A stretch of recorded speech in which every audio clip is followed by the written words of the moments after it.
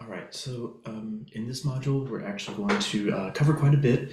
So we're going to hit each of Newton's three laws of motion. The first lecture will be the first law, second lecture, second law, but that will cover essentially three chapters in the textbook. So this will be a very action-packed module. So do keep that in mind when you start reading and doing problem sets. So as you can see, we do have quite a bit to cover. And we'll go ahead and get started with leading up to Newton's first law, but essentially the whole idea of the study of motion has been around for a long time. So Aristotle in the 300s BC, he was a Greek philosopher, and his main goal was to essentially synthesize existing knowledge. Everything that was out there, he wanted to put it together and sort of take a systematic approach to understanding things. So sort of like a scientific method.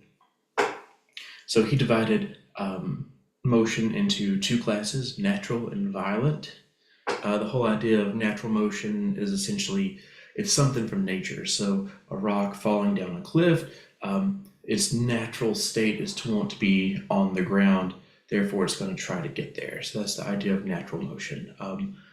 Some of his other ideas were like, oh, if a feather falls, well, the feather and the earth are both made of things from the earth. The feather is not of air, so it wants to get to its natural state being with the earth. I don't know, it sounds weird, but this is sort of the logic that he used. And then the idea of violent motion is essentially a push or a pull or something that will knock an object out of its natural state. So I don't know, it's an interesting model. It kind of makes sense for several things, but there's certain situations where it actually breaks down quite a bit. So from the time of Aristotle until the 1500s, it was essentially thought that the normal state of matter was actually at rest. So anytime something was moving, that means that was not its natural state. I'm gonna emphasize that because we're going to learn that that's not the case later on. So this idea naturally led to the thought that, oh, well, the Earth must be stationary, and then because the planets are not of Earth, they have their own force and their own means of moving around.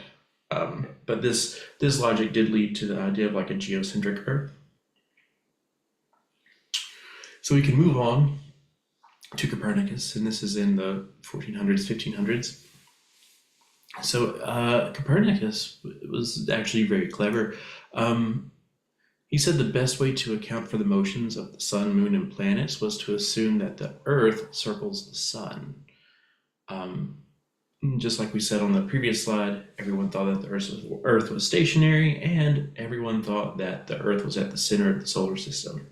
So prior to Copernicus, the whole geocentric model was assumed to be true. So you can see here, the Earth is at the center of the solar system, and then as you move out, you see all the planets orbit it, sort of like an atom around a nucleus. Copernicus said, no, that's not going to work. If we really want to figure out where and when things are, we need to put the sun at the center and then work our way out. He also noticed, oh, look, we need to put the moon going around the Earth this way. So essentially, what Copernicus did was he set this up and said, well, this makes the math work so much better. So that was sort of how he come to that conclusion, was literally just looking at the math and noting that if the Earth was not at the center, then the math becomes so much easier when you're predicting locations of the planets. So as we keep moving on into the 1500s and 1600s, we get to Galileo, and we've talked about him some already, and his inclined planes. But Galileo did a lot of work with these inclined planes, and they're very simple experiments, but they turned out to be very helpful in actually coming up with, or laying the framework for Newton's laws of motion. So throughout his experiments, he determined that an object's natural state is at rest, Well, that's what the idea had been for a while, but he actually determined that that's not the case. So he decided that under no external influences, an object would move in a straight line forever. Okay, so now we have two natural states. We have one that's something sitting still, then we have another natural state where an object moves with the same speed in the same direction forever. That could also be a natural state. Now, what he did with these inclined planes is he essentially started with a ball up here, and as it rolled down, he noticed that it would essentially always return to its original height. And then he would lower this, he would lower the angle. And essentially what he determined was, well, if this inclined plane over here on the right is what's stopping the ball each time, if I remove the inclined plane completely, so you can see down here, if I remove the inclined plane completely, then nothing should stop it, right? He also did account for friction, so it's not like the ball would roll down and keep going for a while and then stop. He knew that friction was a thing. So he accounted for friction.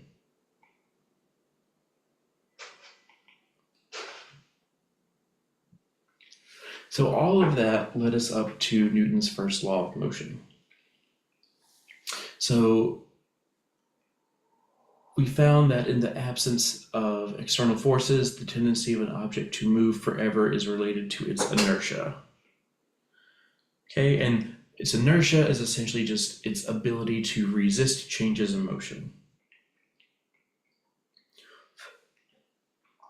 So if I have a little model car beside an actual big car, which one's easier to push? The little car is easier to push because it has less inertia. So Newton took Galileo's ideas and ran with them, and essentially came up with his first law, and it's called the law of inertia. And essentially, Newton's first law says that every object continues in a state of rest or in a straight line at uniform speed unless acted on by an external force. Okay, so this is where we get that idea of an object sitting there will sit there forever, that's its natural state. Or if you're traveling at the same speed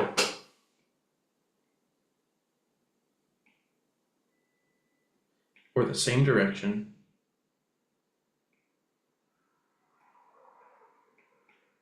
if there's no external forces, you'll do those two things forever. So that means anytime, anything in the universe, if there is a change in speed or a change in direction, you have to have some sort of force. Oh, and then here's one extra note. You can think of inertia as just another word for laziness. How lazy is an object? How much is it willing to change? Okay, so we know that we've got objects, if they're not in rest anymore, that means a force is acted on them. So let's talk about net forces and vectors a little bit more. And we can relate this back to Newton's laws. So those changes in motion that we talked about, change in speed, change in direction, they're produced by a force or a combination of forces, okay? A force, in the simplest sense, is just a push or a pull. But, and you'll find this out later when we get into topics later in the course, some sources of these forces can be mechanical, like what we're talking about now, ramps, inclined planes. They can be gravitational, they can be electrical, they can be magnetic, they can be nuclear. There's lots of different types of forces out there, but for the first part of this course, we're just going to talk about the mechanical type. So when more than one force acts on an object, we have to consider the net force. Okay, so what's going on here? We have these two forces. We have force 1, we have force 2. Remember, the length of the vector tells us how strong the force is, and the direction just tells us what direction the force is acting. So you can see here that force 2 is actually a little bit stronger than force 1. So that being said, we have two forces acting on this one object here in black. Now we want to consider the net force. And how we do that is we just add those two forces together. We have to sum the forces. Okay, so we need to sum. Going to give it a little vector hat because that just is a reminder that we're talking about vectors. Okay, so we need to sum the forces. So that's just going to be these added up. Now we can do that by using the tip to tail method. So essentially the idea is we can take this first vector. I'm going to mark this in red. We take this first vector. Okay, we can slide it over. We keep the same length and the same direction.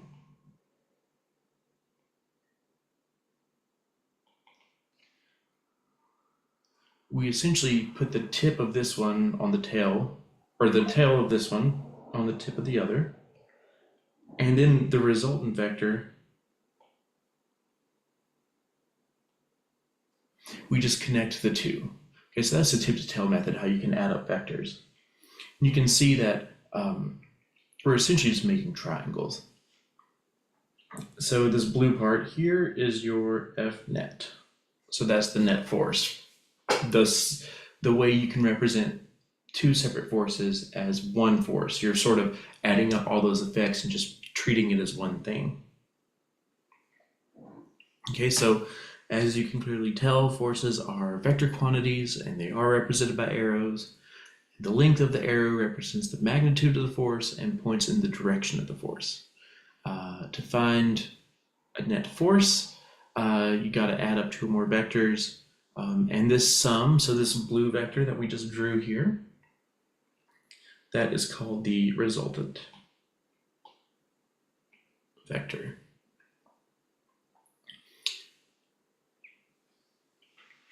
All right, so it's important to keep in mind that the tails of force vectors represent where the object is that the force is acting on.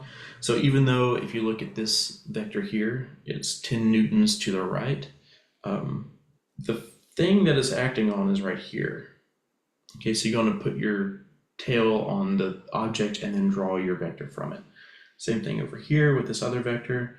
The object that it's acting on will be here. Okay, so let's look at an example. Oh, look, I have a random theta. So suppose an object has two forces acting on it in different directions. So in what direction is the resultant force? Okay. So we can use the tip to tail method. Okay, we slide one vector over such that the tip touches the tail of the other. Okay, so we can do that right here. So what I'll do is, okay, so this is our first step. Okay, because here's our two, down here, here's our two vectors acting in two different directions right here. Okay, so we have these acting in two different directions. We'll use the tip to tail method. So that means we're essentially just going to move this guy, our horizontal or our vertical Fy vector. We're just going to slide him over. We don't have to actually slide him over. We just need to mark what his length would be and the direction would be over here at the tip of the other vector.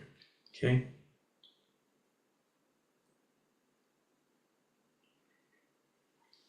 Okay, so that's the first step. You essentially slid him over.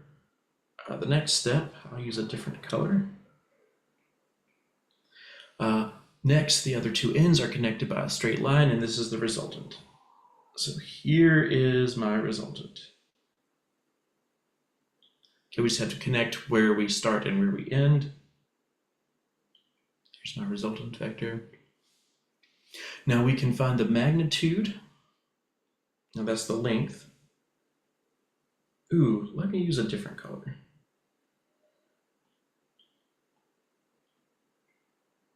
Let's see. We can find the magnitude, which is the length of the resultant with the Pythagorean theorem. Okay, so we can get how long this thing is, and then we can use our trig identities that we talked about a while back to actually find the direction, so the angle. Okay, and that would be, the direction would be the angle, and that would be right here. So now this is where my random data comes in. So you'll remember that the Pythagorean theorem is right here. That's just the a squared, so this side squared plus this side squared equals the hypotenuse squared. So there's the three pieces. But remember that we've got, we don't just have a, b, and c, we actually have vectors, okay? So we're gonna use a, which is our x piece, the piece down here. So this is actually the x, the force in the x direction. And the reason I have the vertical lines here, that just means we're gonna take the value, even if it's like -3, it just becomes 3. This just means take the absolute value, we cut off any negative signs, okay? So we're gonna take the horizontal piece, then we're gonna take the vertical piece, which would be this right here. Okay, we take those, square them, add them together, take the square root, and that actually is going to give us the length of c. So remember, even if your vector, it might be negative because it's turned around, this formula only gives you the magnitude, it gives you the length. You have to think about if it's positive or negative. That's why the straight vertical lines are there, these vertical lines. Okay, so now we've found the magnitude, we can also find the angle. So here we can just use the inverse tangent, make sure you're in degree mode. We can use the inverse tangent and essentially do opposite over adjacent. Well, the opposite is the vertical Fy. And of course that will be opposite from this angle here. So vertical xy, or Fy is here, and then the horizontal is our x piece. Okay, so let's look at a more simple example. So let's consider the following scenarios of applied forces and then find the resultant forces. All right, so here in this first one, we have two forces pushing to the right. Both forces are 5 newtons, so they're equal and in the same direction. So when we add those together, if we do the tip to tail method, that's going to be, and you can see them in here, the first 5 newtons plus the second 5 newtons. Well, that's going to give you 10 newtons, right? Now, this next one might be a little weird. Oh, and I should say that the net force is going to push the box to the right. Okay, now if we look at this one's interesting. So we have, first we have 5 newtons to the right, but then if we use the tip to tail method, so let me change colors. If we use the tip to tail method, we're going to take this green vector, this other essentially -5, because it is pointing in the opposite direction, right? So if we use the tip to tail method and slide it over here, what happens is they're just going to cancel each other out, right? Because you can't connect those ends anymore. They're right on top of each other. So it makes sense that this is 0 and there's no push or pull. Everything's canceled out. And then down here, we can do the same thing again. We have a big force to the right of 10 newtons and a force to the left of 5. So we know that the 5 newtons to the left is going to take away some of the 10 newtons. So what we can do is we can go ahead and move our 5 newtons over, and then our resultant vector would just be to here, right? Because we're going from the tip to tail, and then we connect these two, the where we start to where we end. So that's going to leave, once we subtract off the 5 newtons, that's just going to leave us with 5 newtons to the right. So those are sort of opposing forces, but because one of them is bigger, we get a net force out of it. Okay, so let's look at this example here. So consider an object with 2 forces acting on it, find the magnitude and direction of the resultant. So we'll actually go ahead and look at how to do the math. All right, so we have these 2 forces here. We have a 3 Newton force, and we have a 4 Newton force, and they're acting at right angles to each other. Okay, so we want to find the magnitude and direction of the resultant. Well, we need to figure out what the resultant is. So first, let's use the tip-to-tail method to sketch the resultant. Okay, so we're going to, let's see, I will take 3 newtons, and then I will slide it over. So now we know what this vertical piece is. Since I've done that, I can actually connect them. Okay, so there's my resultant. Okay, so we know what it looks like. Now we need to find its magnitude, and then we need to find its direction. Okay, so let's find its magnitude here. Ooh, actually let's use red. Let's find its magnitude. Okay, so we know we're just going to add up the individual pieces. Okay, so we need the horizontal piece. Okay, well that's 4 newtons.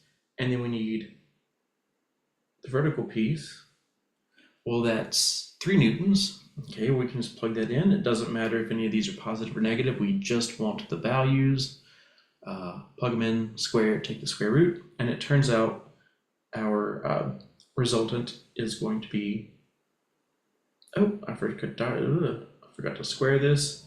This should be 5 newtons. There we go. Okay, or take the square root of that. So don't forget to take the square root of it. So that's going to be 5 newtons. And that's our resultant vector. Now we can just use the ratio of the horizontal and vertical pieces to actually come up with the angle. So we're going to have the vertical, which is 3 newtons, and then the horizontal, which is 4 newtons. And we're going to do the inverse tangent. Watch out, make sure you're in degree mode, and we get 36.87. And this is going to be 36.87 degrees above the horizontal is usually how you would write this. Okay, so now we have the magnitude and the direction of the force. Okay, so let's talk about equilibrium.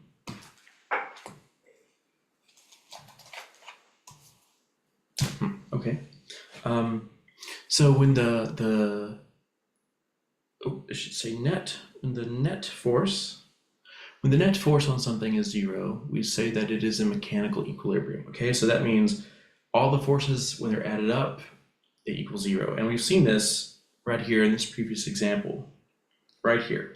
That's our net forces adding up to be 0. Okay, so there's actually a whole branch of engineering that deals with this idea, and it's called statics or engineering statics. So if you're interested in engineering, this would be a class that you would take. It's essentially just looking at situations where when all the forces are added up, they're 0. So here you can see this like suspended thing, maybe it's a chandelier, who knows. But since it's not moving in any way, we know that the forces are added up to be 0, and we want to keep them 0.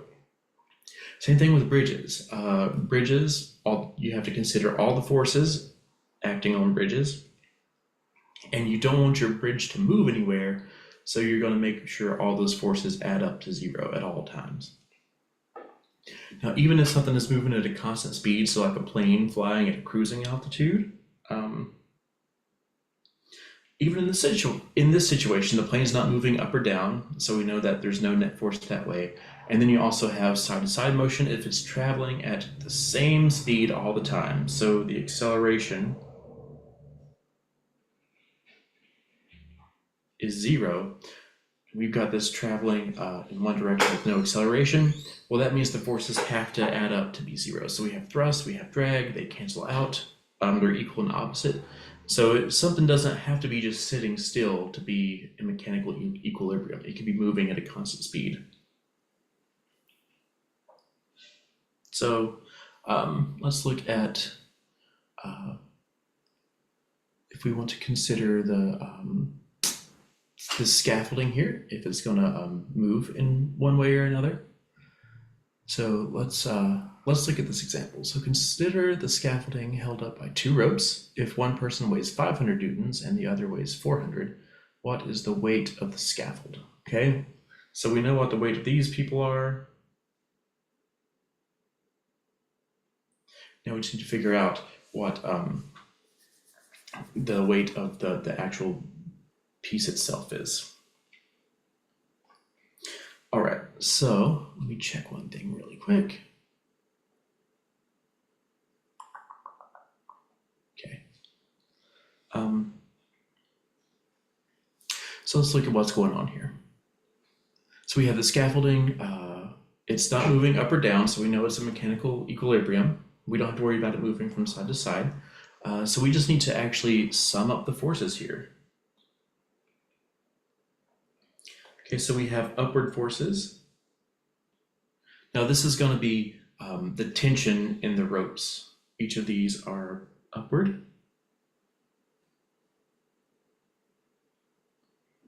Okay, and then we also have downward forces. They're equal and, yes, they're equal and opposite. So that means they have to be negative. So it's going to be the positive upward forces subtracting off the downward forces. Okay, so all three of these are going to be downward forces.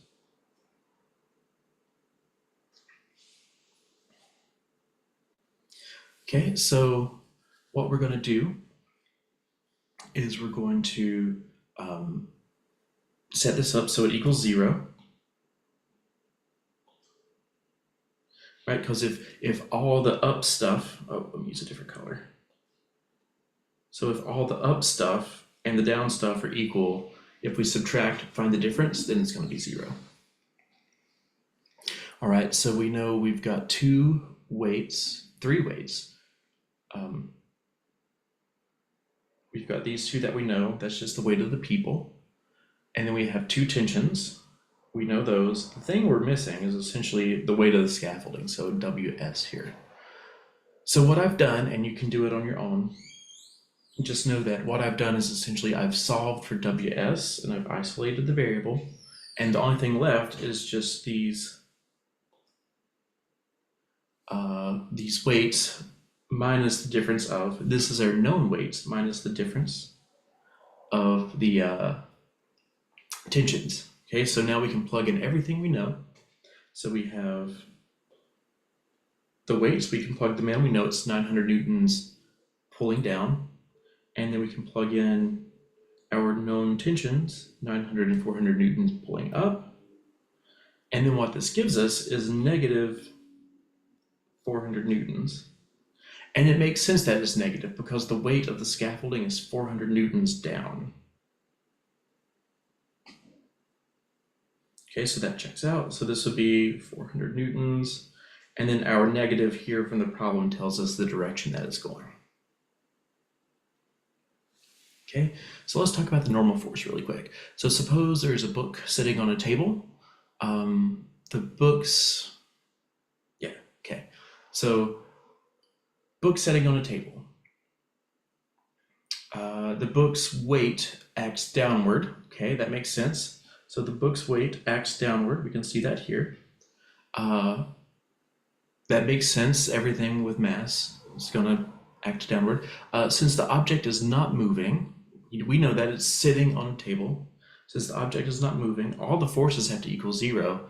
So in other words, there must be something that cancels this out, right? We have a weight down, but the book's not moving. So what's getting rid of, what is canceling this out? What's getting rid of the weight, right? Something's got to cancel it out.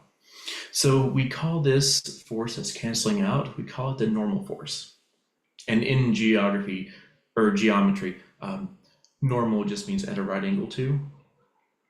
So the whole idea is the normal force here is at a right angle to the table. But the table is actually going to supply this force to counteract the weight of the book.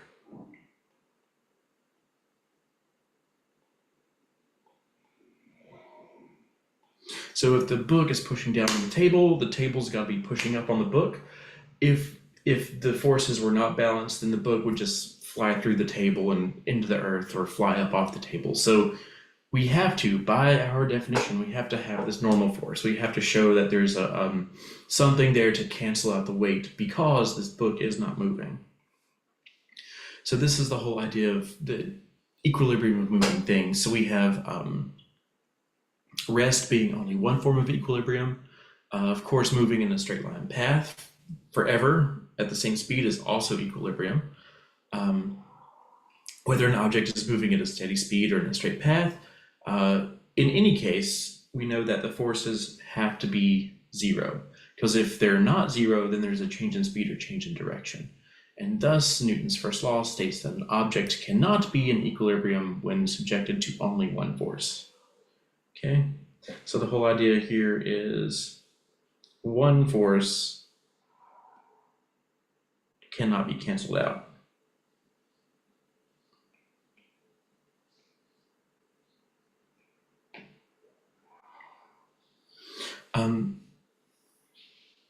So essentially, things in motion remain in motion if no unbalanced forces are acting on them, and things at rest will stay at rest. So if we look at these examples, all three of these things are in equilibrium, right? So in the first example, we have weight acting down, but that's canceled out by this normal force. So this book's not moving anywhere. So we know that the sum of the forces are zero.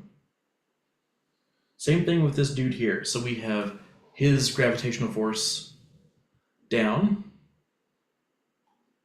but since he's not moving downwards, something has to cancel out his weight. So this would be his weight. So something's got to cancel out his weight. Well, it's going to be the normal force. So scales, it turns out, when you stand on a scale, ooh, let me fix that because that's gross.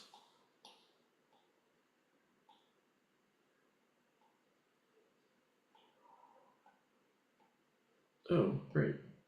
Looks like I can't erase it for some reason. All right. So scales read the normal force. So that's actually what a scale reports, because your value is down, but what the scale shows is positive. The scale is showing you what it's using to cancel out your weight to keep you in equilibrium. And then lastly, we have drag and thrust. So we could be moving from side to side, but